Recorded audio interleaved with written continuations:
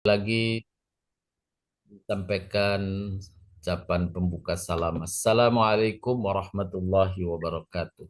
Waalaikumsalam Waalaikumsalam warahmatullahi warahmatullahi wabarakatuh. Alhamdulillahirabbil alamin wa bihi nasta'in ala umurid dunya waddin. Asyhadu an la ilaha illallah wahdahu la syarikalah wa asyhadu anna Muhammadan abduhu wa rasuluhu la nabiyya ba'dah. Allahumma salli wa sallim ala nabiyyina Muhammadin wa ala alihi wa sahbihi wa man wala wa la haula wa la quwwata illa billah. Amma ba'du, Bapak Ibu sekalian yang dirahmati Allah Subhanahu wa taala. Alhamdulillah pagi hari ini kita dapat melanjutkan kembali taklim kita, telaah kita terhadap ajaran agama kita yang bersumber dari Al-Quran dan hadis Nabi Shallallahu Alaihi Wasallam. Kita selalu jadikan dua sumber ini, Al-Quran dan Sunnah, sebagai pedoman hidup kita. Dan di antara yang kita kaji pada pagi hari ini adalah tema lanjutan yang sebelumnya, kebaikan yang diperintahkan dan keburukan yang dilarang terhadap sesama dalam Al-Quran. Begitu banyak ayat-ayat Al-Quran yang memerintahkan untuk kita kerjakan terkait dengan amal atau adab-adab dalam hubungan dengan sesama. Dan juga beberapa larangan terkait dengannya. Kita telah mempelajari ayat-ayat ini yang sudah kita bahas sebelumnya dari bagian yang pertama, kedua, ketiga, hingga yang keempat. Kita akan lanjutkan pada bagian kelima pada pagi hari ini. Sebelum merincikan kembali ayat-ayat Allah berkaitan dengan hubungan dengan sesama, saya menyegarkan kembali ingatan kita terkait dengan firman Allah yang menyuruh kita menegakkan dua pilar amalan, hablum minallah dan hablum minan nas. Di antaranya dalam surat Al-Imran 112. Duribat alaihimud dillatu aynama thuqifu illa bihablim minallah wa hablim minan nas. Al-ayah.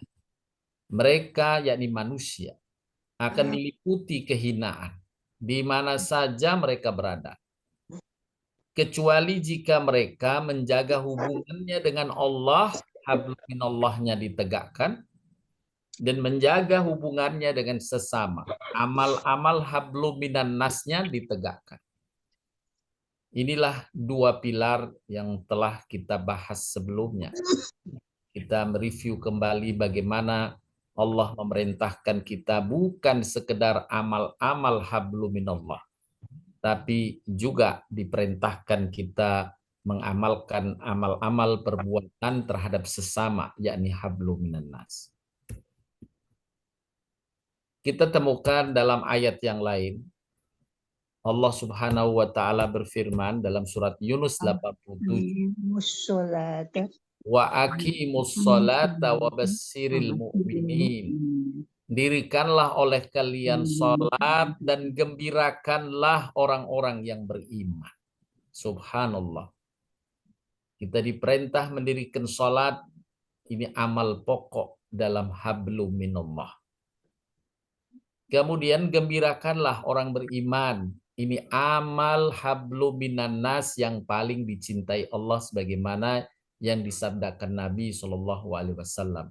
Ketika Nabi ditanya, amal apa ya Rasulullah yang paling dicintai Allah? Nabi menjawab, menggembirakan orang-orang lain. Oleh karenanya merujuk dalam ayat ini juga bagian menunjukkan pilar hablum minallah, hablum minan nas. Dirikanlah salat, gembirakanlah orang-orang di sekitarmu. Dari penjelasan ayat-ayat Al-Quran dan sabda Nabi SAW, Imam Ibnu Qayyim menjelaskan bahwa untuk meraih derajat tinggi di surga, setelah selamat masuk surga. Nah, kunci selamat masuk surga adalah adanya iman yang benar, mentauhidkan Allah, dan menjaga rukun Islamnya. Salat, puasa Ramadan itu terjaga. Maka ia insya Allah dakhulal jannah, masuk surga.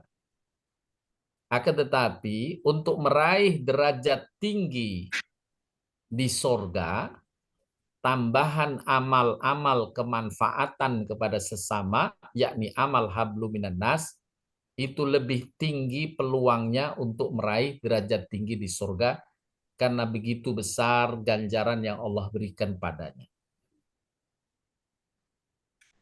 Nah, oleh karenanya adalah penting untuk menelaah, mendalami perintah-perintah Allah berkait dengan hablum minan nas ini. Yang sudah kita bahas sebelumnya, kita berikutnya menambahkan pada kajian pagi hari ini khusus berkaitan dengan perintah Allah di dalam Al-Quran terkait dengan perkawanan, persahabatan. Poin yang berikutnya, poin ke-39. Perintah agar berkawan dengan orang yang benar dan baik. Jadi Allah Subhanahu wa Ta'ala memerintahkan kita sebagai hamba yang beriman dengan seruan ya ayyuhalladzina amanu untuk mencari kawan yang baik. Allah berfirman dalam surat At-Taubah ini, ya ayyuhalladzina amanu taqullaha wa kunu ma'as shadiqin. Wahai orang-orang beriman, bertakwalah kepada Allah dan hendaklah kamu bersama, yakni berkawan dengan orang-orang yang benar atau orang yang baik. Ini adalah perintah Allah agar kita mencari kawan-kawan yang baik. Begitu pentingnya kawan. Nabi Shallallahu Alaihi Wasallam menjelaskan dalam sabdanya, seseorang bisa dilihat dari keberagamaan sahabatnya. Hendaklah setiap kamu memperhatikan bagaimana sahabatmu beragama. Nah, dalam ungkapan yang lain para ulama menyebutkan Allah telah memberikan kepadamu dua cermin. Cermin pertama adalah Al-Quran dan sunnahnya. Cermin yang kedua adalah kawan dekatmu, kawan-kawanmu, sahabatmu. Karena dengannya engkau bisa bercermin apakah saya juga tergolong orang-orang yang baik. Berada pada kumpulan orang-orang yang soleh, insya Allah mendapatkan keberkahan dari Allah atas kesolehan sahabat atau kawan-kawannya itu. Oleh karenanya sekali lagi Nabi bersabda, seseorang bisa dilihat dari keberagamaan sahabatnya. Hendaklah setiap kamu memperhatikan bagaimana sahabatmu beragama. Maksudnya mencari sahabat yang baik sesuai dengan firman Allah yang menyuruh kita wa kunu ma'as shadiqin. Hendaklah kamu bersama kawan-kawan yang baik. Lebih lanjut Nabi Shallallahu Alaihi Wasallam menjelaskan bagaimana pentingnya kawan dan pengaruh kawan ini dalam sabdanya yang diriwayatkan oleh Imam Bukhari. Nabi bersabda, seseorang yang berteman dengan orang soleh dan orang yang buruk adalah bagaikan berteman dengan pemilik minyak wangi dan pandai besi. Untuk orang soleh diumpamakan seperti berteman dengan pemilik minyak wangi. Sedangkan berteman dengan orang yang buruk perangainya seperti berteman dengan pandai besi. Lebih lanjut Nabi mengungkapkan perumpamaan ini. Jika engkau tidak dihadiahi minyak wangi olehnya, oleh temanmu yang baik itu, yang diumpamakan oleh Nabi dengan pemilik minyak wangi, engkau bisa membeli darinya atau minimal dapat bau parfumnya. Adapun berteman dengan pandai besi, ini perumpamaan berteman dengan orang yang buruk perangainya. Jika engkau tidak mendapati mendapat badan atau pakaianmu hangus terbakar karena kamu dekat-dekat orang pandai besi yang sedang mengelas dan sebagainya, maka bisa jadi bajumu terbakar. Kalau tidak, minimal kata Nabi, engkau dapat baunya yang tidak sedap. Bau hangus terbakar itu. Ini perumpamaan dari Nabi SAW yang disebutkan dalam hadis Imam Bukhari berkaitan dengan berkawan dengan kawan yang baik, yang benar. Adapun contoh yang lain berkawan dengan kawan yang buruk. Sekali lagi Bapak Ibu, kita diperintahkan oleh Allah Subhanahu wa taala dalam surat At-Taubah, hendaklah kamu berkawan dengan orang-orang yang benar atau yang baik. Ini perintah Allah agar kita berkumpul dengan orang-orang yang baik. Dalam Al-Quran pula Allah Subhanahu wa taala mengingatkan agar kita syukur bila dikaruniai kawan yang baik.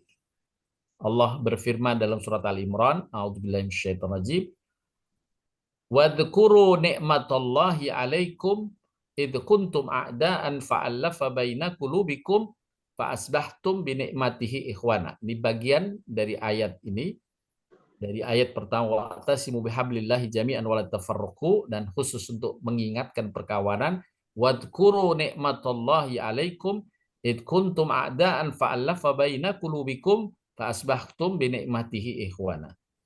Yang artinya, dan ingatlah akan nikmat Allah kepadamu ketika kalian dahulu belum kenal mengenal, bahkan berseteru. Lalu Allah mempersatukan hatimu sehingga dengan karunia-Nya kamu menjadi bersaudara, yakni bersahabat dekat. Yang dulunya belum kenal, kemudian Allah yang mempertemukan hati orang-orang yang beriman, orang-orang yang baik ini untuk saling bersahabat.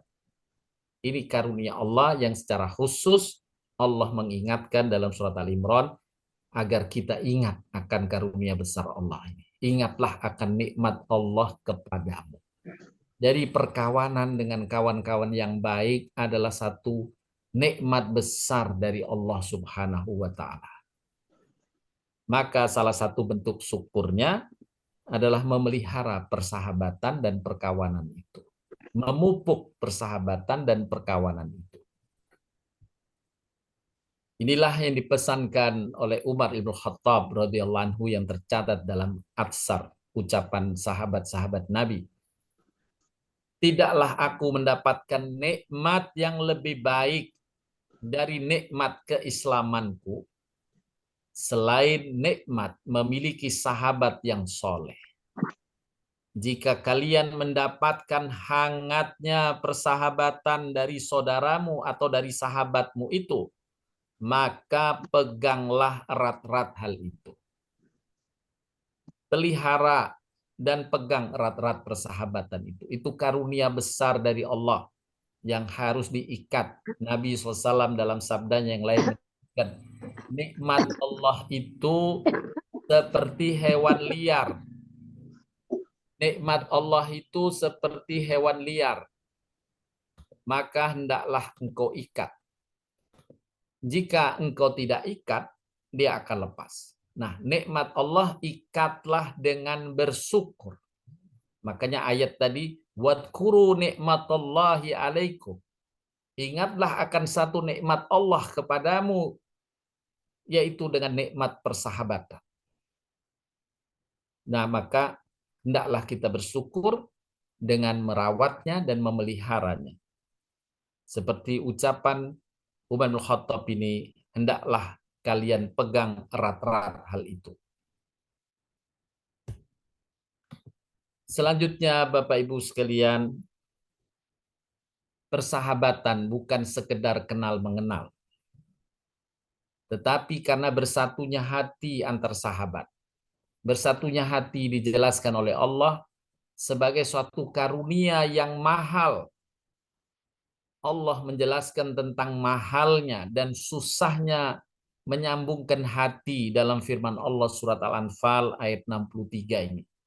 Allah Ta'ala berfirman yang artinya, Allah lah yang mempersatukan hati orang-orang beriman.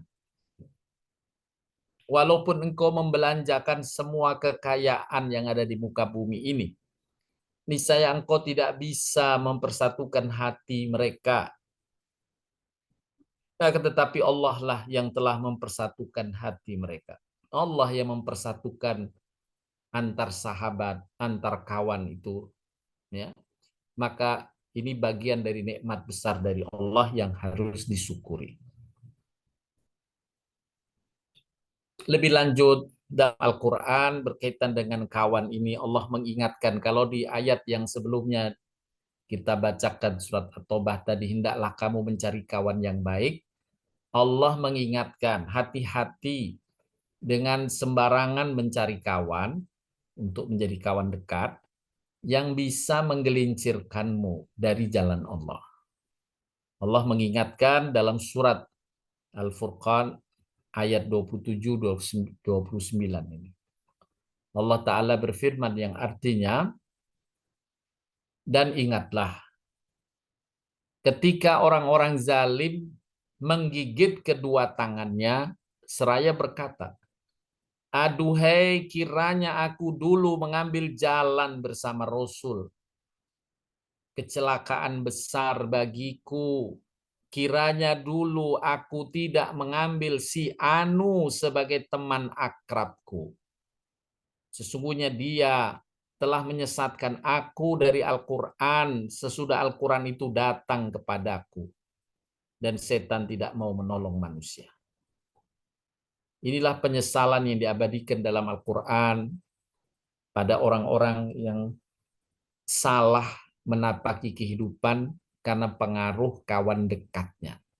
Kecelakaan besar bagiku. Kiranya dulu aku tidak mengambil si Anu sebagai teman akrabku. Disebut namanya.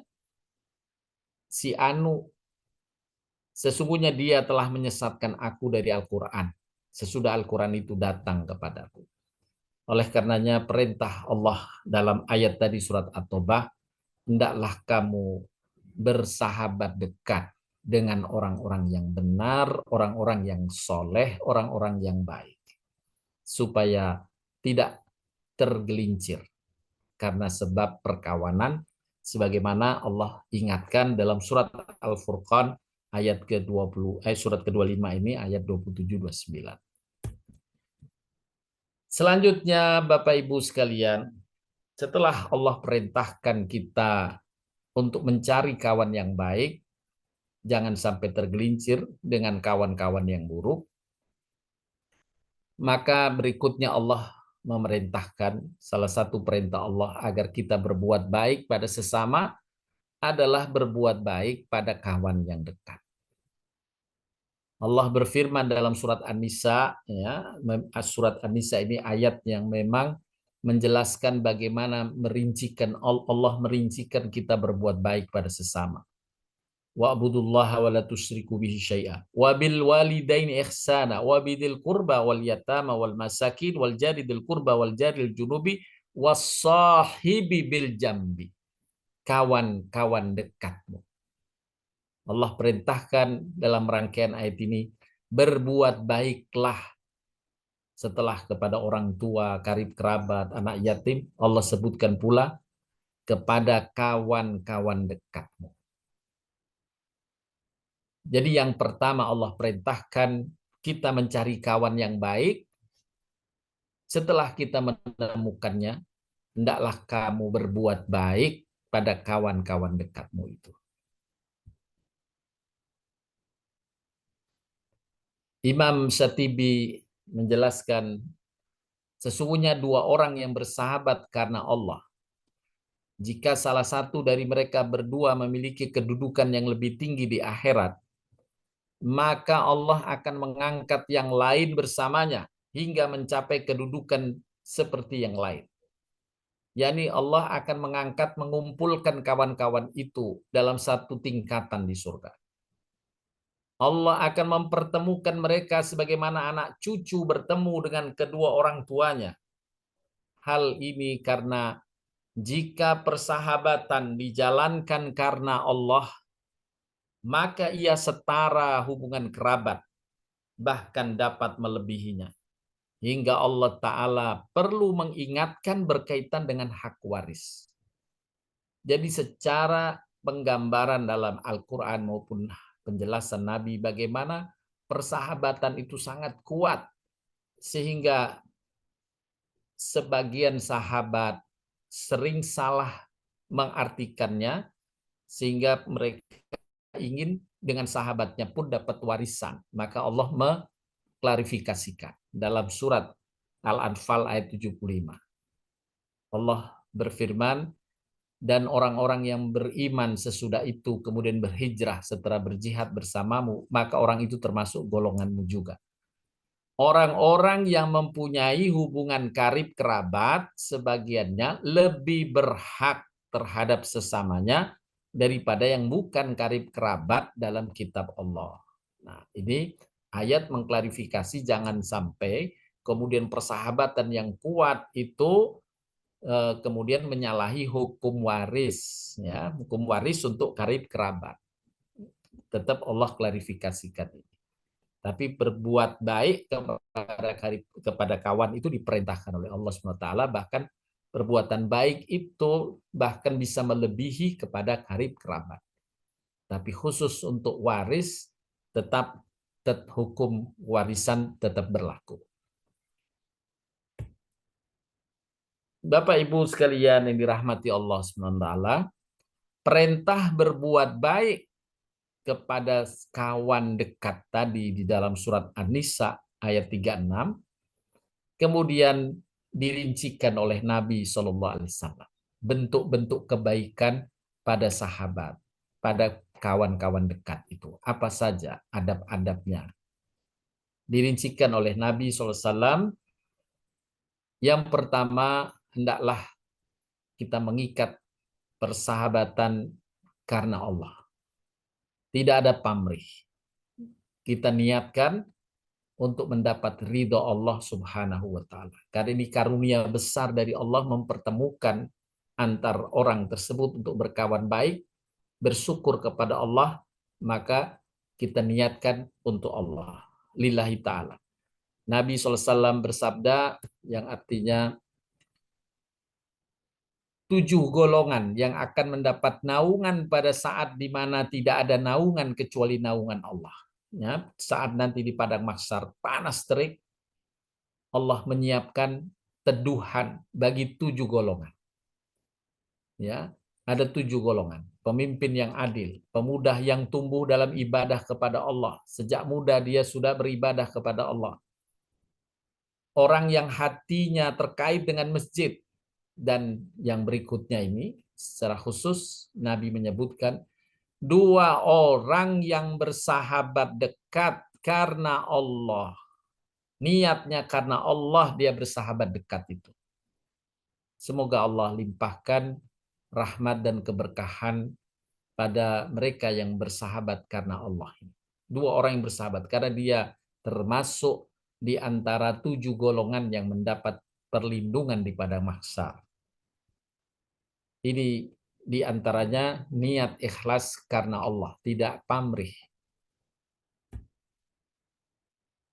Dalam hadis yang lain, Nabi SAW bersabda, sesungguhnya besok di hari kiamat, Allah Subhanahu wa Ta'ala berkata, di mana orang-orang yang saling bersahabat karib karena keagunganku. Allah Ta'ala bertanya, mengumumkan di mana orang-orang yang saling bersahabat karib karena keagunganku. Pada hari ini aku menaunginya di dalam naunganku. Hari ini adalah hari di mana tiada naungan kecuali hanya naunganku, kata Allah. Maka diberikan naungan di tengah padang mahsyar itu yang terik panas sekali. Allah berikan perlindungan dan naungan bagi hamba-hambanya yang mukmin yang bersahabat karena Allah. Dalam hadis berikutnya Nabi menjelaskan, bila seseorang pergi mengunjungi saudaranya atau sahabatnya di daerah yang lain, maka Allah mengutus malaikat kepadanya.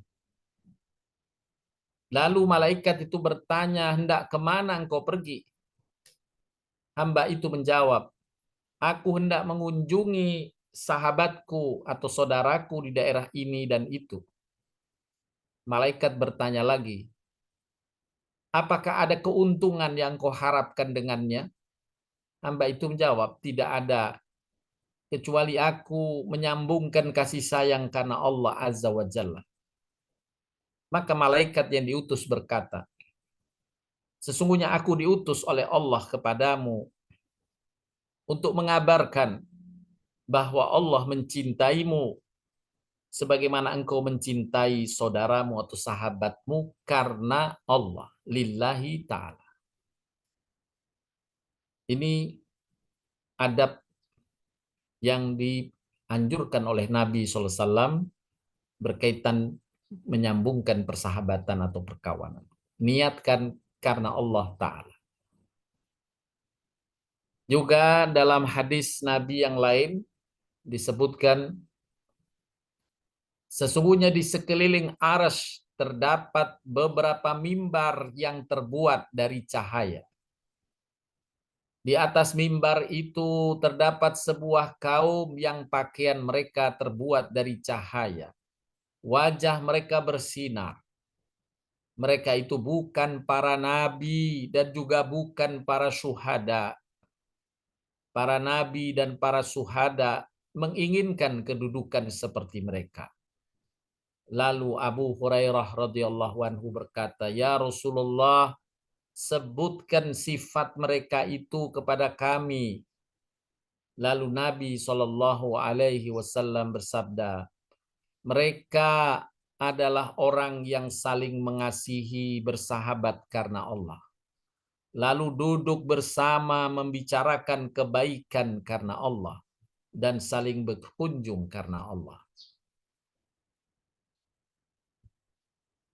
Selanjutnya penjelasan Nabi berikutnya terkait dengan bagaimana adab berbuat kebaikan pada kawan atau sahabat yang diperintahkan Allah dalam surat An-Nisa tadi adalah menjaga kerukunan dengan kawan-kawan.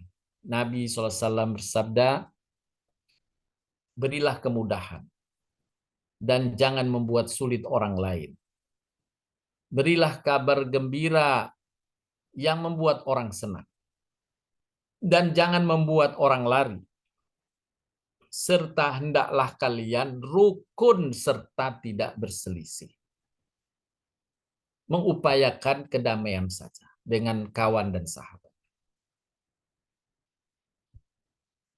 Dalam surat Al-Hujurat ayat ke-10 Allah berfirman yang artinya sesungguhnya orang-orang mukmin itu bersaudara. Oleh karenanya damaikanlah antara kedua saudaramu yang berselisih dan bertakwalah kepada Allah agar kamu mendapat rahmat. Rasulullah SAW juga bersabda, seorang mukmin itu hidup rukun. Tak ada kebaikan bagi yang tidak hidup rukun dan harmonis. Ini berbuatan baik kepada kawan atau sahabat diantaranya adalah memelihara kedamaian. Kemudian adab yang ketiga yang diajarkan oleh Nabi SAW dalam implementasi kita menunaikan perintah Allah agar berbuat baik pada sahabat, pada kawan, adalah berlemah lembut kepada sahabat atau kawan. Nabi SAW bersabda yang artinya, sikap lemah lembut tidaklah ada pada sesuatu kecuali akan memperindahnya. Dan tidaklah dicabut dari sesuatu kecuali akan membuatnya jelek. Kalau nggak ada kelemah lembutan buruk, kata Nabi. Indahnya adalah dengan kelemah lembutan. Kemudian dalam hadis Nabi yang kedua yang saya nukilkan di sini, ketika Nabi menegur Aisyah, istri beliau, tenanglah wahai Aisyah, sesungguhnya Allah mencintai kelembutan dalam segala urusan. Bersikap terhadap kawan hendaklah berlemah lembut. Kemudian yang berikutnya, Bapak Ibu sekalian, adab yang diajarkan Nabi dalam berbuat baik kepada kawan ini, menerima kekurangan kawan dan saling meminta serta memberi kemaafan. Rasulullah SAW bersabda, jangan seorang mukmin membenci mukminah, yakni orang mukmin yang lain. Jika dia tidak senang satu akhlaknya, tidak senang satu perilakunya, niscaya dia akan senang dengan perilaku atau akhlak yang lain. Karena manusia tidak ada yang sempurna. Ya, pasti saja ada kekurangannya. Tidak ada yang sempurna. Maka Nabi menyuruh, tutupilah kekurangan dia, ambillah kelebihan yang dia tampakkan. Tidak ada yang sempurna. Seorang ulama besar, Muhammad bin Saleh As-Utsaimin, menyatakan, walaupun hadis ini berkaitan dengan suami istri, namun juga berlaku dalam adab berkawan, adab bersahabat, untuk tidak saling menonjolkan kekurangannya itu, atau menyebut-nyebut berulang kekurangannya. Bila dia sudah sahabat, hendaklah kita pelihara, kita tutup kekurangannya, dan kita munculkan kelebihannya. Setiap orang ada lebih dan kurang. Seorang ulama besar Ibnu Qudamah juga berkata, ketahuilah, jika engkau mencari seseorang yang bersih dari kekurangan, niscaya engkau tak akan mendapatkannya. Barang siapa yang kebaikannya lebih mendominasi daripada keburukannya, itulah yang dicari. Ya. Itulah yang dicari. Sehingga kita dalam perkawanan, persahabatan, yang diperintahkan Allah untuk kita berbuat baik, pasti kita temukan di antara sahabat kita ada kekurangannya. Satu, dua ada kekurangannya. Tidak ada yang sempurna. Tapi jaga kekurangannya, tutup kekurangannya, terima kekurangannya, maafkan dan ikhlaskan. Itu di antara amal berbuat baik kepada kawan. Berikutnya, yang kelima, adab berbuat baik kepada kawan, tidak mencerca sahabat. Allah menyuruh kita fasfahis sofhal jamil, maafkanlah mereka dengan cara kemaafan yang baik. Yang dimaksud dalam tafsir ayat ini diungkapkan oleh Imam Sayyidina Ali radhiyallahu anhu berkata, yakni ridho tanpa mencercanya. Imam Mawardi berkata, banyak mencerca adalah sebab putusnya hubungan persahabatan. Ya, mencerca kawan berulang itu menyebabkan putusnya persahabatan. Oleh karenanya, jangan mencerca sahabat. Adab yang berikutnya yang dijelaskan oleh Nabi SAW agar kita bisa berlaku baik sesuai dengan apa yang Allah perintahkan dalam surat An-Nisa tadi, mendahulukan sahabat untuk menghormatinya. Disebutkan di dalam hadis Nabi riwayat Imam Ahmad, suatu ketika Rasulullah bersama sahabatnya masuk hutan. Kemudian Nabi memotong 2 buah sugi, yakni 1 batang pohon, ranting pohon ya, yang biasa digunakan untuk bersiwak, bersikat gigi, itu namanya. Itu buah sugi. Yang 1 ranting itu agak bengkok, yang 1 lurus. Dan yang lurus oleh Nabi diberikan kepada temannya. Yang bengkok dipakai Nabi. Kemudian orang itu, teman Nabi atau sahabat Nabi ini berkata, ya Rasulullah, engkau yang lebih berhak memakai yang lurus ini daripada aku. Karena kualitas yang lurus lebih bagus dibanding yang bengkok. Tapi Nabi memberikan yang kualitas baik itu kepada sahabatnya. Tetapi sahabatnya itu mengembalikan, berupaya mengembalikan lagi. Nabi kemudian menjawab, tidak ada seorang yang menemani sahabatnya walaupun 1 jam pada siang hari, kecuali ia akan ditanya tentang perlakuannya terhadap sahabatnya itu. Apakah dia menegakkan hak Allah atau menyia-nyiakan. Allah menyuruh kita menghormati orang lain. Apalagi kepada sahabat dekat. Ya. Apalagi terhadap sahabat dekat. Kemarin sudah kita bahas secara umum ayatnya yang memerintahkan kita hormatilah orang lain. Ya, muliakan orang lain. Apalagi secara khusus kata Nabi, sahabat. Maka perlakuan baik kita, penghormatan kita kepada sahabat-sahabat kita, Allah akan beri ganjaran yang besar. Dalam surat Al-Hasr ayat ke-9, Allah menyebutkan tentang adab atau perbuatan baik pada sahabat, diantaranya bagian akhir dari ayat ini, surat Al-Hasr yang saya beri cetak huruf tebal ini. Dan mereka mengutamakan orang lain atas diri mereka sendiri, sekalipun mereka dalam kesusahan. Menghormati sahabatnya walau diri sendiri dalam kesusahan, tetap dia menghormati, mendahulukan sahabatnya. Allah kemudian mengakhiri dalam firman ini dengan kalimat, maaf, dan siapa yang dipelihara dari kekikiran dirinya, mereka itulah orang-orang yang beruntung. Allah jamin keberuntungan. Amalan memuliakan, menghormati sahabat itu. Bapak Ibu sekalian yang dirahmati Allah Subhanahu wa taala. Dikuatkan lagi dalam hadis Nabi Shallallahu alaihi wasallam. Nabi bersabda kepada kaum Ansar, "Sepeninggalku nanti akan kalian jumpai sikap atsarah terhadap sahabatnya." Apa sikap atsarah? Sikap atsarah ini ditafsirkan atau disarahkan, dijelaskan, sikap egois mementingkan dirinya sendiri. Nggak mau menghormati, mendahulukan sahabat kawannya itu. Yang penting dirinya sendiri dulu. Ini sikap atsarah. Sepeninggalku nanti akan kalian jumpai sikap atsarah terhadap sahabatnya. Yaitu sikap egois, hanya mementingkan dirinya sendiri. Walaupun terhadap sahabat.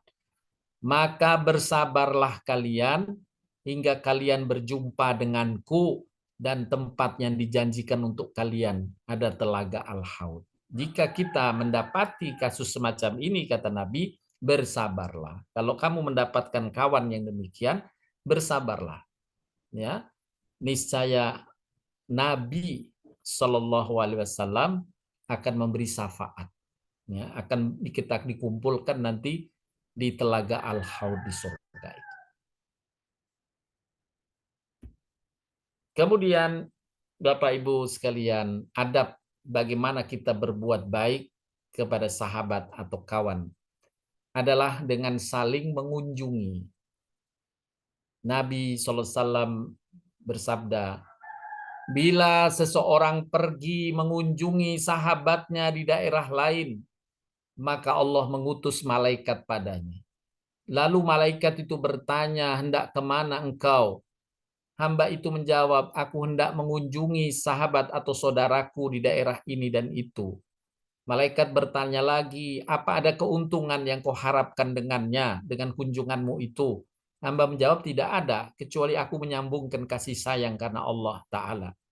Maka malaikat yang diutus itu berkata, sesungguhnya aku diutus oleh Allah kepadamu untuk mengabarkan bahwa Allah mencintaimu sebagaimana engkau mencintai saudaramu atau sahabatmu karena Allah.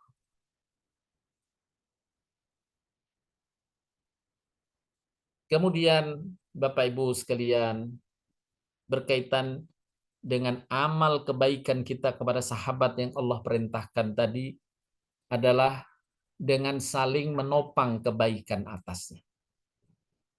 Allah berfirman dalam surat At-Taubah yang artinya, dan orang-orang beriman laki-laki dan perempuan, sebagian mereka menjadi kawan penolong bagi sebagian yang lain.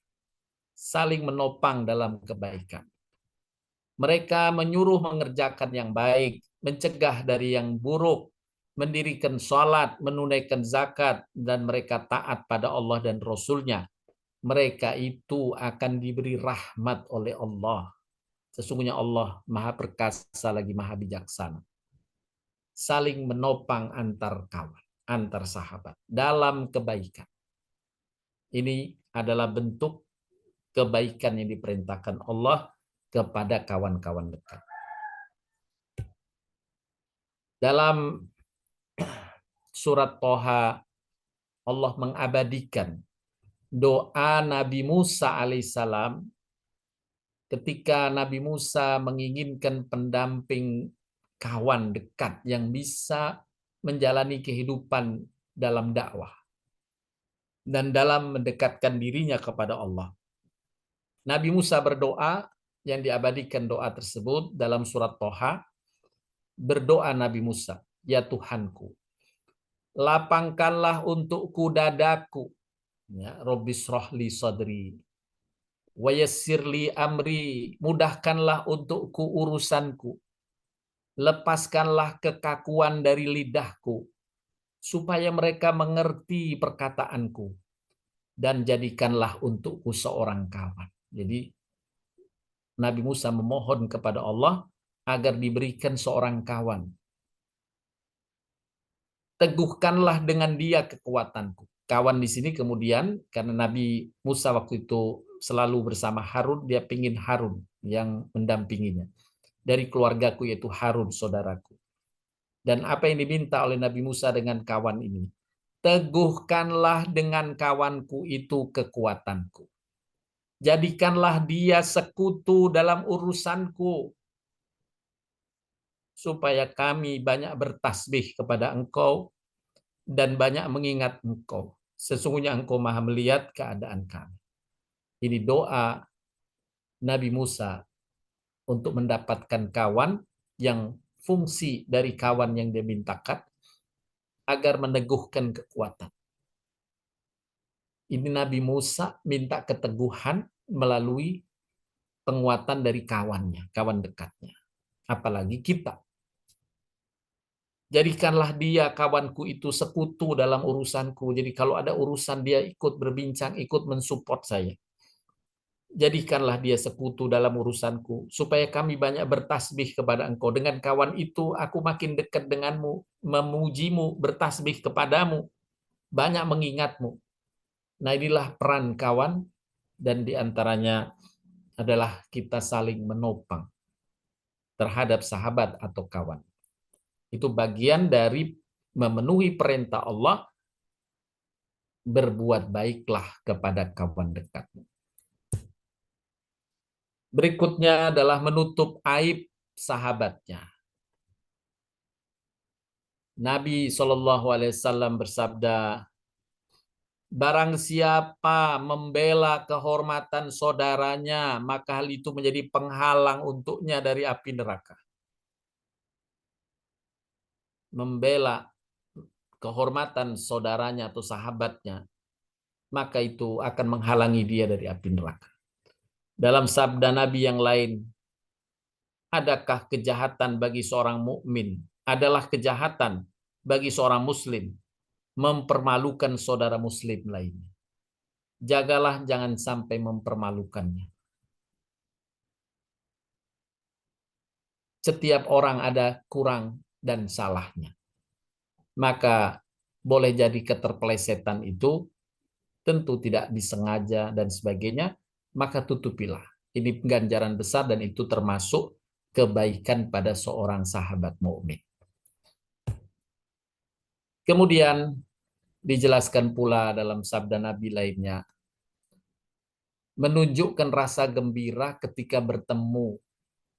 Kemudian mendahului menyapa, jangan engkau ringankan mendahului menyapa. Ganjarannya jauh lebih banyak daripada yang menjawab. Padahal yang menjawab itu wajib malah hukumnya. Kalau dia nggak jawab malah dosa. Tapi kalau mendahului tidak berdosa, tapi diberikan ganjaran besar. Jadi kalau berjumpa di jalan, dahululah menegurnya. Itu pahalanya besar. Ya. Kemudian yang ke-11, bersikap ramah dan lapang dada ketika duduk bersama. Bercengkrama dengan baik, dengan gembira. Itu juga amal yang diberi ganjaran besar oleh Allah Subhanahu wa taala. Seperti ayat dalam surat Yunus yang di awal tadi saya sampaikan, wa aqimus shalah wa basyiril mu'minin dirikanlah sholat dan gembirakan orang-orang beriman. Bersikap ramah adalah bagian menggembirakan orang beriman. Dan itu bagian memenuhi perintah Allah berbuat baik pada sahabat atau kawan. Kemudian yang ke-12, memperhatikan saat teman berbicara dan tidak mendebat ketika sedang berbicara. Tidak memotong pembicaraannya. Ini adab yang diajarkan Nabi SAW. Dan itu bagian dari perbuatan baik kita kepada kawan dan sahabat. Kemudian yang ke-13, tidak memanggil dengan julukan yang buruk. Hendaklah dia memanggil dengan julukan yang dia sukai. Ya, dicari dia suka apa, maka dipanggillah dengan yang disukainya. Jangan dengan gelar-gelar yang dia tidak suka. Nabi SAW selalu memberikan gelar atau pujian kepada sahabat-sahabatnya dengan panggilan-panggilan yang baik. Seperti Abu Bakar, itu Nabi berikan gelar As-Siddiq. Itu gelar As-Siddiq itu dari Nabi, bukan nama dari awal Abu Bakar. Ya, nah Abu Bakar namanya Abu Bakar saja. Ya, tapi Nabi yang kemudian selalu menyebut As-Siddiq sehingga kemudian orang lain menyebutnya Abu Bakar Siddiq. Umar itu Umar Al-Faruq. Nama aslinya Umar Al-Faruq. Kemudian Nabi memberi gelar Al-Khattab. Umar Al-Khattab. Ya. Kemudian juga sahabat-sahabat yang lain ya, diberi gelar-gelar oleh Nabi dengan gelar pujian. Kemudian yang terakhir, yang ke-14, saling mendoakan dalam kebaikan. Ini termasuk perbuatan baik yang diperintahkan Allah kepada sahabat atau kawan. Nabi SAW bersabda, sesungguhnya doa seorang muslim kepada saudaranya atau kawannya di saat saudaranya tidak mengetahuinya adalah doa yang mustajab, terkabul. Di sisi orang yang mendoakan saudaranya itu ada malaikat yang bertugas mengaminkan doanya. Tatkala dia mendoakan saudaranya dengan kebaikan, malaikat tersebut akan berkata, amin, engkau akan mendapatkan semisal dengan saudaramu tadi. Jadi kalau kita mendoakan sahabat kita, ya tanpa sepengetahuan sahabat itu, ya Allah berkahilah dia, maka malaikat mengaminkan doa kita, juga mendoakan kembali kepada kita. Semoga berkah Allah juga terlimpahkan pada. Ya Allah, mudahkanlah urusan dia, ya Allah. Maka malaikat itu mengaminkan, amin, semoga Allah kabulkan doamu pada sahabatmu itu, dan semoga Allah limpahkan pula kemudahan bagimu. Nah, apa yang disabdakan Nabi diriwayatkan oleh Imam Muslim ini banyak dipakai oleh para ulama terdahulu. Imam Ibnu Hajar Al-Asqalani, dia mengatakan, jika aku punya hajat, maka di antara doa yang aku sampaikan kepada Allah adalah mendoakan, aku cari sahabatku yang memiliki masalah atau yang aku ketahui ada masalah, aku doakan dia. Aku berharap selain doaku dikabulkan untuknya, karena Nabi menyebutkan doa itu mustajab, doa yang diberikan kepada sahabatnya dalam keadaan sahabatnya tidak tahu, itu mustajab. Juga aku ingin mendapatkan keberkahan dari doaku agar malaikat mengaminkan juga untukku. Nah, itu kiat yang disampaikan oleh Ibnu Hajar yang merujuk pada sabda Nabi SAW ini. Inilah di antara kebaikan-kebaikan yang diperintahkan Allah dan ditunjukkan rinciannya oleh Nabi SAW melalui hadis-hadisnya dalam menjalankan kebaikan kepada sahabat atau kawan. Demikian Bapak Ibu sekalian yang dapat disampaikan dalam kajian kita pagi hari ini. Jadi saya ringkaskan lagi, ada dua dalam Al-Quran perintah Allah yang berkaitan dengan persahabatan ini. Yang pertama, wahai orang-orang beriman, bertakwalah kepada Allah dan hendaklah kamu berkawan dengan orang yang baik. Carilah kawan-kawan yang baik. Jadi perintah memiliki kawan itu memenuhi perintah Allah. Ya, memilih kawan itu memenuhi perintah Allah. Kalau kita sudah punya kawan yang baik, alhamdulillah, syukurlah kepada Allah karena Allah mengingatkan kita dalam firman-Nya yang lain, ingatlah akan nikmat Allah kepadamu ketika kalian dahulu belum kenal mengenal, bahkan berseteru, lalu Allah mempersatukan hatimu sehingga dengan karunia-Nya itu kamu menjadi bersahabat dekat. Itu bagian karunia Allah yang harus kita syukuri. Nah, memenuhi perintah Allah, mencari kawan yang baik dan memelihara perkawanan itu. Kemudian ayat yang berikutnya adalah agar kita sesudah menemukan kawan yang baik selalu berbuat baik padanya. Allah perintahkan dalam surat An-Nisa, berbuat baiklah kepada kawan-kawan dekatmu. Ya, selain kepada orang tua, kepada kerabat, keluarga, juga kepada kawan-kawan dekatmu secara khusus disebutkan dalam surat An-Nisa 36.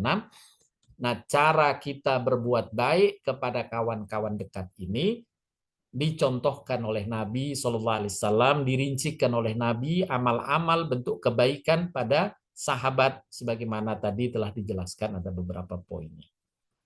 Demikian Bapak Ibu atas kajian kita, mudah-mudahan bermanfaat untuk diri saya dan Bapak Ibu semuanya. Untuk selanjutnya dipersilahkan bila ada yang ingin didiskusikan dan ditanyakan. Saya kembalikan dulu kepada Bu Lili. Baik Pak Ustadz, jazakallah khairan. Saya beruntung banget nih gara-gara Thayyibah banyak teman Pak Ustadz. Teman Alhamdulillah. yang baik. Syukurulillah binikmatillah. Ada Bu Mima Pak Ustadz yang mau bertanya. Silakan Bu Mima. Silakan Bu Mima. Masya Allah, alhamdulillah, benar sekali Mbak Lili. Saya sangat bersyukur dikaruniai Teman Allah tawaf saya kesempatan. ini Pak Ustadz. Masya Allah. Teman tawaf, teman mau nangis kan kalau ingat itu, teman lontar Masya jumroh ya, gandengan ya, Mbak Lili, Masya Allah. Padahal nggak sekamar ya, Masya Allah gitu. Allah Entah melimpahkan bagaimana berkah kepada Allah, Bu ya. Mima dan Bu Lili. Insya Allah, amin, amin, ya Rabbal Alamin. Entah bagaimana gitu Allah ikatkan hati kami walaupun kami tidak pernah sekamar sejak dari manasik sampai selama di Madinah maupun di Mekah gitu. Tidak pernah sekamar, tapi kalau tawaf sering janjian bareng. Terus kemudian pada saat lontar jumroh juga bareng gitu, banyak hal bareng. Masya Allah, alhamdulillahirrahmanirrahim. Semoga Allah rahmati persahabatan kami, walaupun Amin. jarang bertemu, tapi hati-hati, saling mencintai karena Allah, termasuk mengenal Ustadz Farhat yang Amin. banyak. Aduh, saya terharu banget nih. Insya Allah. Pak Ustadz, saya izin bertanya, mungkin tidak berkaitan langsung dengan urusan persahabatan, tetapi yang punya banyak keberkahan, Pak Ustadz. Misalnya ketika kita mendoakan orang lain, maka malaikat pun mendoakan, mengaminkan doa itu kepada diri kita. Dan kemudian bisa juga dicontohkan ketika salah satu sahabat Rasulullah mendoakan orang lain karena dia ingin doanya itu diaminkan oleh malaikat gitu. Nah, di sisi lain saya kita juga tahu kita kerap diperintahkan untuk berbuat sesuatu semata-mata ikhlas karena Allah gitu. Nah, salah satu definisi yang saya pahami tentang keikhlasan adalah melakukan sesuatu tanpa mengharapkan balasan, Pak Ustadz. Nah, yang ingin saya tanyakan, bagaimana hukumnya ketika kita menginginkan sesuatu dan kita melakukan amalan itu karena berharap mendapatkan sesuatu, Pak Ustadz. Apakah itu bisa disebut ikhlas gitu? Karena Allah itu yang kadang-kadang kerap mengganggu pikiran saya. Terima kasih Pak Ustadz, jazakallahu khairan katsiran sebelumnya. Makasih Mbak Baik. Lili. Assalamualaikum warahmatullahi wabarakatuh. Waalaikumsalam warahmatullahi wabarakatuh. Baik Bu Mima, untuk pertanyaannya, sesungguhnya yang dimaksud dengan ikhlas, ya, ikhlas karena Allah itu adalah pertama dia mengarahkan ini untuk mencari ridho Allah, itu termasuk ikhlas, ridho Allah semata. Ya. Yang kedua juga termasuk ikhlas, adalah berharap dengan ridho Allah itu dia mendapatkan ganjaran dari Allah yang Allah telah janjikan. Ya, ganjaran dari Allah sesuai dengan apa yang Allah telah janjikan. Tapi ridho Allahnya tetap itu yang menjadi batas bahwa dia menjalaninya ini sesuai dengan batas-batas yang Allah telah perintahkan. Nah, bukan berarti kalau orang yang berharap ganjaran dari Allah itu tidak ikhlas, tidak. Jadi yang mencari ganjaran yang Allah telah kabarkan itu termasuk ikhlas karena dia hanya mencari dari ridho Allah, karena tidak mungkin Allah memberikan apa yang Allah karuniakan kepada hambanya itu kalau Allah nggak meridhoi. Ya, Allah nggak meridhoi, dan banyak tentu baik firman Allah maupun penjelasan dari hadis Nabi yang memberikan motivasi kepada kita untuk meraih ridho dan sekaligus mendapat karunia dari Allah Subhanahu wa taala. Dan orang kemudian mengejar karunia itu, ya, tentu dengan tidak menafikan ridho Allahnya. Nah, sebagai contoh misalnya di dalam Al-Qur'an surat Fatir, ya, misalnya.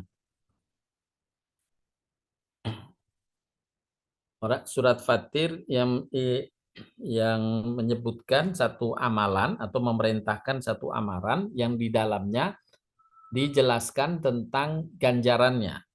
Nah, surat Fatir ayat 29-30 saya bacakan. Surat Fatir surat ke-35 ayat 29-30, Allah Ta'ala berfirman, Innalladzina yatluna kitaballah wa aqamus shalah wa anfaqu mimma razaqnahum sirran wa alaniyah yarjuna tijaratan lan tabur liwaffiyahum ujurahum wa yazidahum min fadli.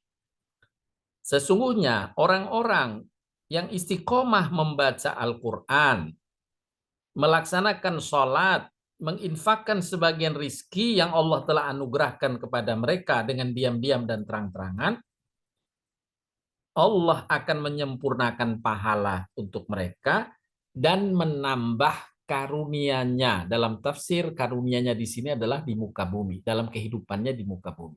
Allah menambah karunia-Nya dalam kehidupannya di muka bumi. Dan ini menjadi karena Allah jelaskan untuk tujuannya apa? Allah menjelaskan memotivasi kita agar memenuhi perintah Allah ini.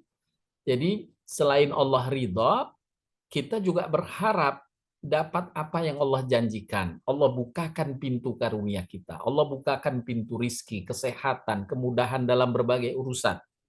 Wah, semangat kita. Kita pingin itu. Lalu apa yang kita amalkan? Allah sebutkan di antara ayat ini, bacalah Al-Quran secara istiqomah.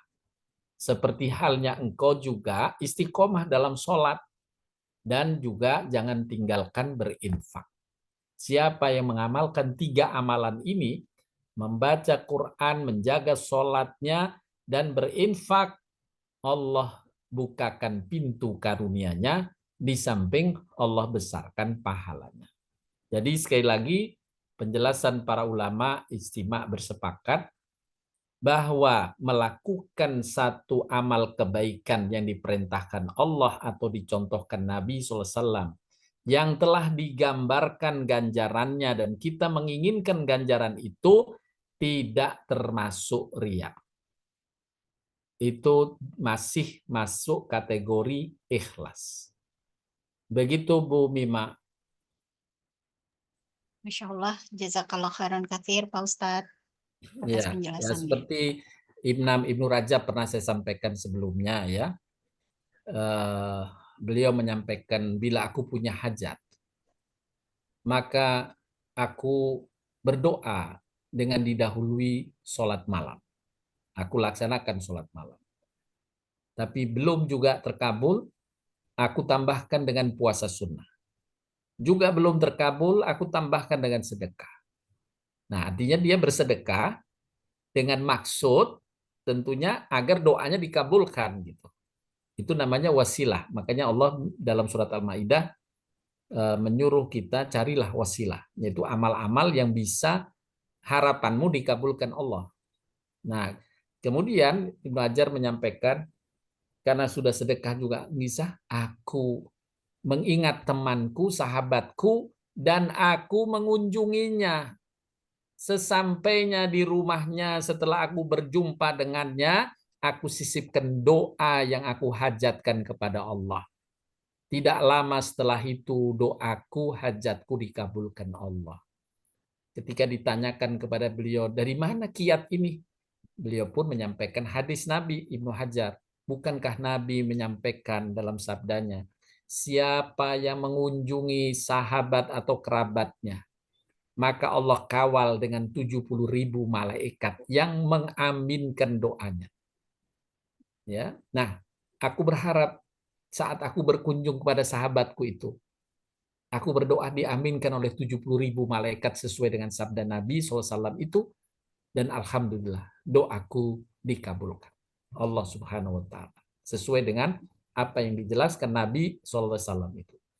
Nah, begitu mengambil kiat dengan kabar yang Allah dan Rasul-Nya telah kabarkan tentang khasiat amalan yang akan kita kerjakan.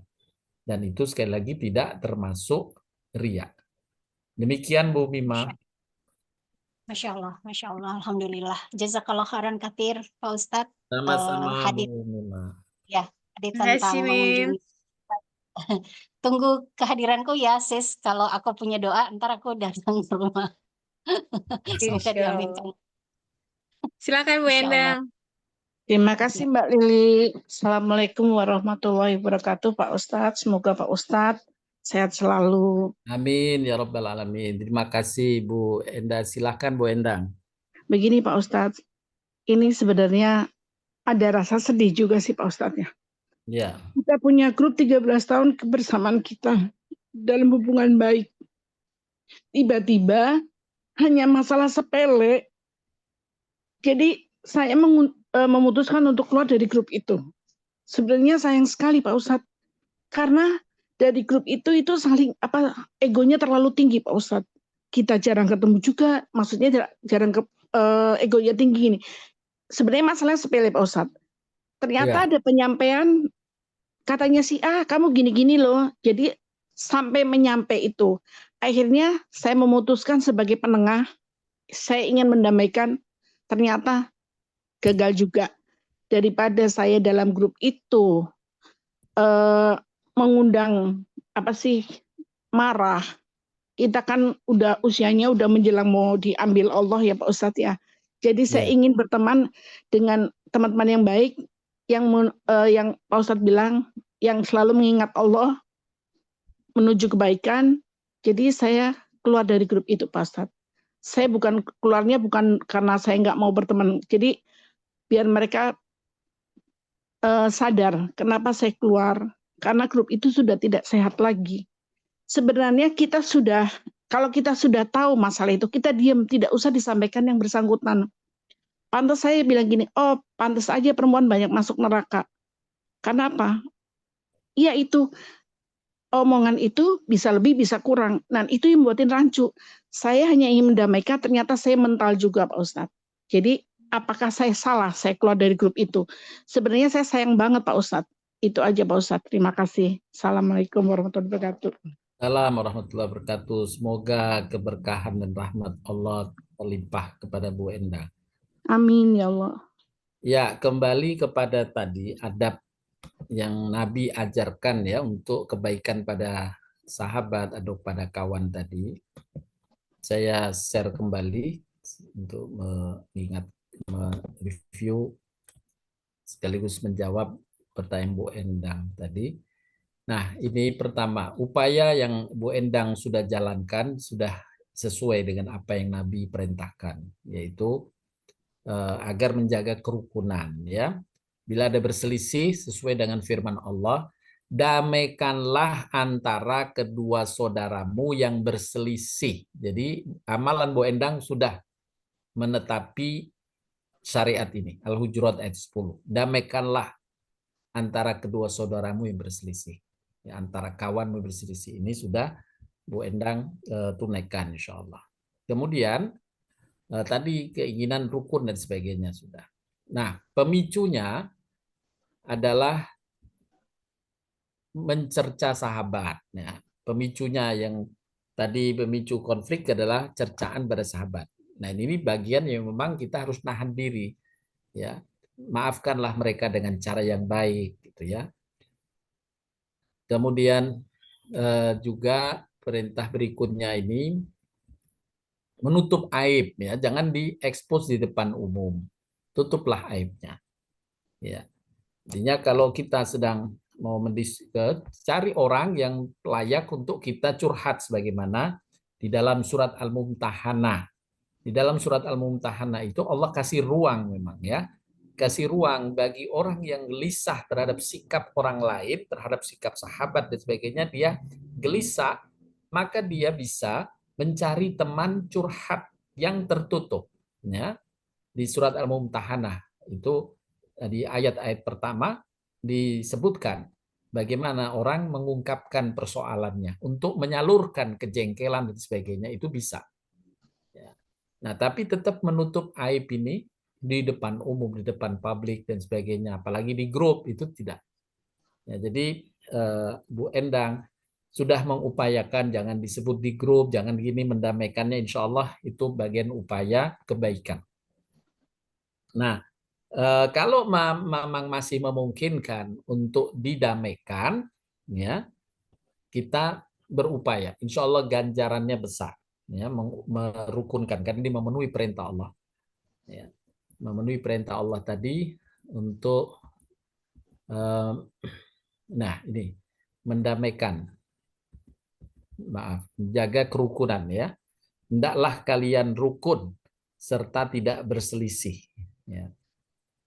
Hendaklah kalian rukun serta tidak berselisih. Jadi mengupayakan kedamaiannya untuk menjadi rukun kembali itu satu effort yang besar ganjarannya di sisi Allah Subhanahu wa taala.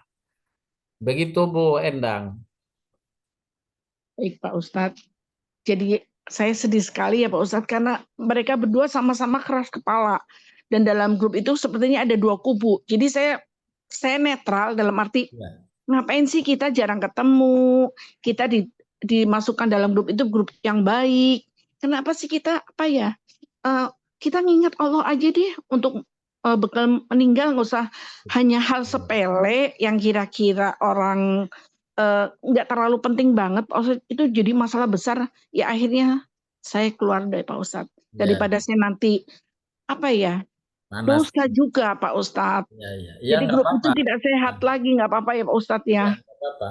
Ya sudah ikhtiar dulu mendamaikan. Kalau memang sudah mentok ya sudah ikhtiar Terima, kita sesuai ya, dengan harapan kita, Bu Endang. ya, terima kasih Pak Ustadz. Jadi saya pulang udah juar sama Ustadz. Amin. Terima kasih Pak Ustadz. Ya, sama-sama. Assalamualaikum. Terima Salam. kasih Mbak Lili. Makasih Bendang. Masih ada waktu 7 menit, silakan bila ada yang ingin bertanya.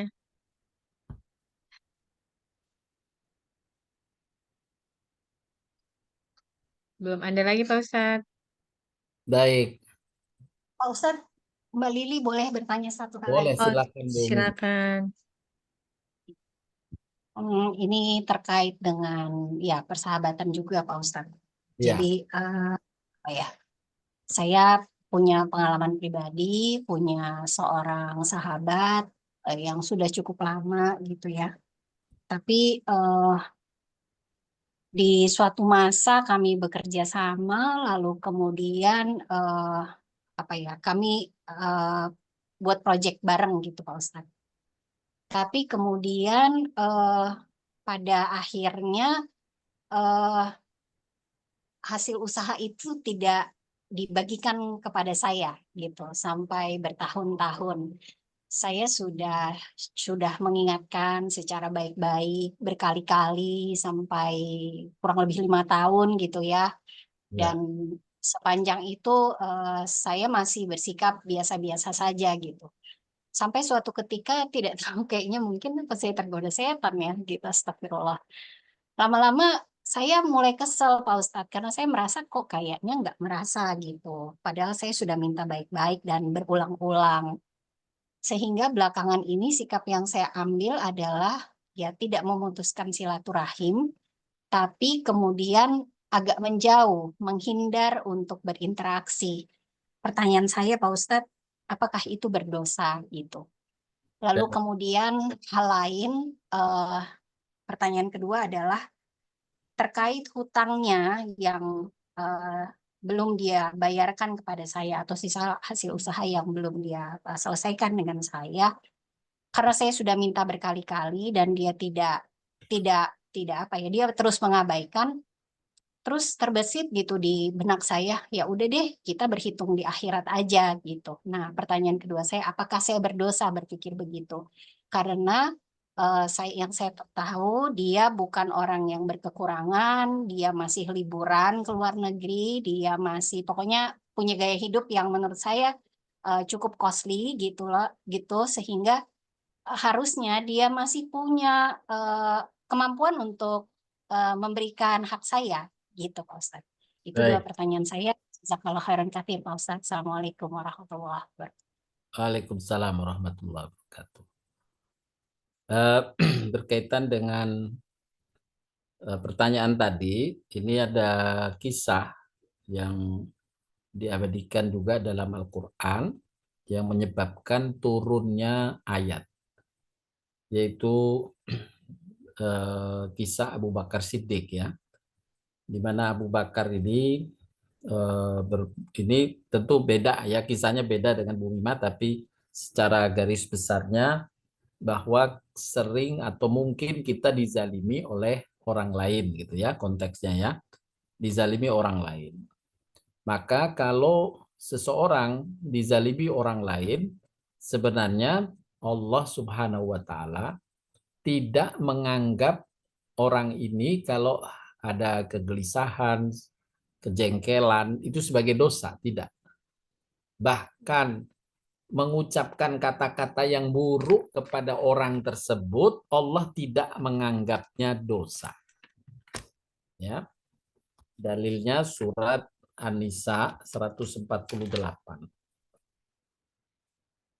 Saya bacakan, la yuhibbullahu al-jahra bis-su'i minal qawli illa man dhulim wa kana Allahu sami'an 'alima. Allah sungguh tidak menyukai ucapan buruk, celaan ya, yang diucapkan secara terus terang, kecuali oleh orang yang dizalimi. Jadi, orang yang dizalimi Allah maafkan kalau dia sampai kamu sih marah-marah dan sebagainya, itu Allah maafkan. Tidak dianggapnya sebagai dosa. Ya, tidak dianggap sebagai dosa. Juga kisah Abu Bakar Siddiq itu tadi yang menyebabkan turunnya surat An-Nur ayat 22. Ya, Abu Bakar ini menyantuni kerabatnya. Suka menyantuni kerabatnya si X ini. Tetapi si X ini justru membalas kebaikan Abu Bakar dengan keburukan, fitnah, ya. Fitnah terhadap keluarganya, fitnah Abu Bakar selalu berulang. Maka Abu Bakar setelah memvalidasi bahwa itu fitnah dari kerabat yang diberi tanggungan terus ini, marah, tidak enak hati Abu Bakar. Sampai Abu Bakar pun karena sudah berulang, bersumpah Abu Bakar, demi Allah saya nggak akan bantu dia lagi. Nah, Allah tidak menganggap dia berdosa, tidak. Ya, tidak menganggap sumpah Abu Bakar ini sebagai dosa. Nah, itu Bu Mima ya. Jadi ketika kita menghadapi kezaliman boleh. Nah, hanya kemudian Allah mengabarkan bonus besar. mengabarkan bonus besar dalam surat An-Nisa tadi, walaupun Allah tidak menganggapnya dosa, di ayat 149-nya kemudian Allah menyampaikan, jika kamu memaafkan kesalahan orang lain itu, maka sungguh Allah Maha Pemaaf dan Maha Kuasa. Ya, Allah Maha Pemaaf dan Maha Kuasa. Yang ini di dalam tafsir disebutkan tafsir Al-Qurtubi bahwa yang dimaksud Allah maaf, Allah akan mengampuni hilaf salah yang terjadi padamu, dan Allah Maha Kuasa maksudnya apa yang dizalimkan atau arah kezaliman yang dicegah. Ini misalnya kezaliman itu karena kenikmatan kita, hak kita diambil. Hak kita diambil orang lain misalnya begitu. Maka Allah Maha Kuasa sebenarnya mencukupkan nikmat itu kembali kepadamu. Maka kita berharap tadi dengan kemaafan misalnya, Allah selain mengampuni dosa kita, juga Allah akan mengembalikan hak kita tadi itu lewat cara lain. Allah Maha Kuasa tentang hal itu. Itu tafsir ayat An-Nisa 149. Kemudian saya kuatkan tadi dengan surat An-Nur. Saya bacakan lengkap yang kasus Abu Bakar tadi. Janganlah orang yang memiliki kelebihan dan kelapangan bersumpah bahwa mereka tidak akan memberi bantuan lagi kepada kerabat. Ini ayat ini asbabun nuzulnya tadi Abu Bakar berarti seperti menyindir Abu Bakar Siddiq. Hendaklah mereka memaafkan dan berlapang dada. Kemudian bonus yang Allah sampaikan, apakah kamu tidak suka Allah mengampunimu? Allah Maha Pengampun lagi Maha Penyayang. Nah, maka Abu Bakar setelah mendapat kabar bonus besar ini Allah mengampunimu, udah Abu Bakar sampai sumpahnya tadi dibayarkan diatnya, yakni berpuasa untuk menghilangkan puasa yang sudah terlanjur diucapkan, hanya untuk mendapatkan ganjaran besar dari Allah Subhanahu wa taala. Jadi secara hukum kita jengkel, kita tidak puas, kita apa yang tadi Bu Mima sampaikan tidak berdosa. Ya, Allah memaafkan karena kezaliman orang lain, kesewenang-wenangan orang lain tersebut, ya, mengabaikan hak kita dari orang lain. Itu kezaliman yang kita kalaupun menyikapinya tidak dianggap dosa. Tetapi ada bonus besar jika kita sudah memaafkannya, ya sudahlah, terserah dia. Ya Allah, ampunilah saya. Ya Allah, bukakanlah rizki dan pintu karuniamu untuk saya. Dah kita berharap, dan itu jalan yang sangat baik untuk kita mendapatkan tambahan karunia dari Allah Subhanahu wa taala. Begitu Bu Mima. Masya Allah, jazakallah khairan katsir, Pak Ustadz. Sama. Mohon doanya, mudah-mudahan insya Allah bisa sampai ke situ, insya Allah. Amin. Ya. Jazakillah khairan, Mbak Rili, silahkan. Pak Ustadz mau panjang sedikit yang kayak Mima.